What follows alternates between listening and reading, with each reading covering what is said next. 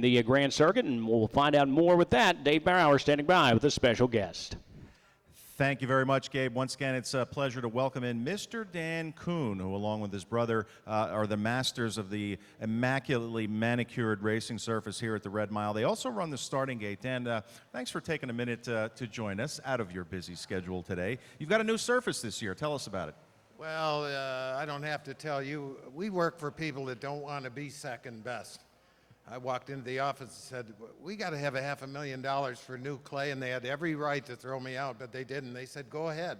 And it's out here, and I can't take credit for the weather as much as I'd like to, but that's contributing to our success, believe me. Now, one of the most important things about the Red Mile surface in particular is the cushion of the track. Now, they talk about it all the time in thoroughbreds, but the standardbreds, it's very important too. It is. Everybody here wants to see a fast mile, and I do too, but I think equine safety is paramount. An average horse can keep racing week after week after week, and they keep coming back, and that's kind of what we're after. Which to you and your brother, which job is more challenging, the maintenance of the surface itself or actually starting the races? To come to work every day here at the Red Mile it's not a job, it's a privilege. I think you said that when you first started the other day. Yeah, I did, and it's an honor and a privilege as well. But most importantly, you've got a great crew behind you that do a lot of the work. Yeah, I do. Like I said, I can't take credit for the weather, but I can take credit for bringing Gary Mills in, and he's brought his staff, Elliot, Ryan, Jamie, Clayton, and Mike. And the proof is right now. I'm up here talking to you, and they're doing the heavy lifting. That they are. We gave you a little bit of a break. Now listen, your family has had a very long and respected history in harness racing. How proud are you of that legacy? Oh, I tell everybody in the sport, me and Greg got the two-hole trip behind my father. The proof of that is I went to Sydney, Australia, and Auckland, New Zealand, and I can guarantee you they didn't get my phone number out of the phone book.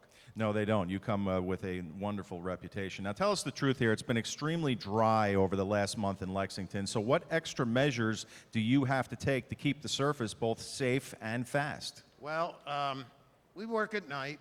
2 loads of water at night is like 4 in the day. So the crew I just mentioned's out here late at night getting it ready for the next day, and that's key. And you can see them right now. Every time the truck goes by, it's another 2,500 gallons. So we're equipped.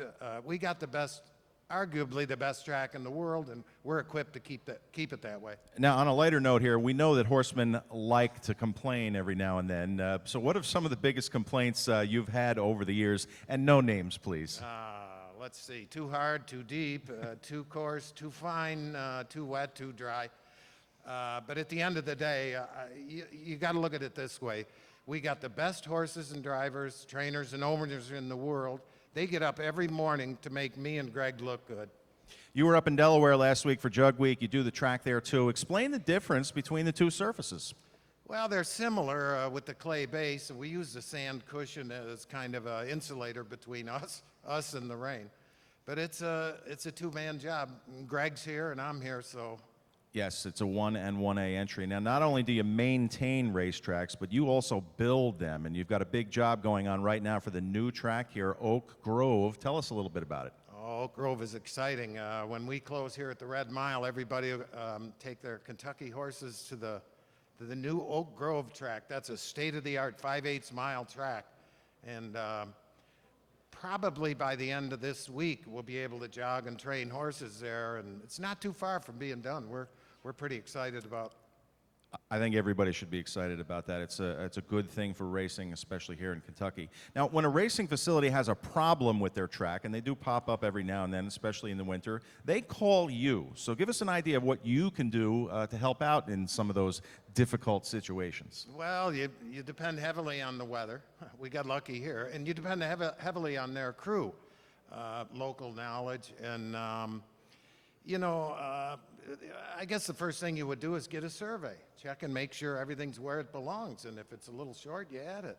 Hopefully, where I go has bosses like I have here that make it awful easy. All right, last question. Occasionally, you have been known to give some folks a ride in the starting gate here. Who do you have to know to get a ride?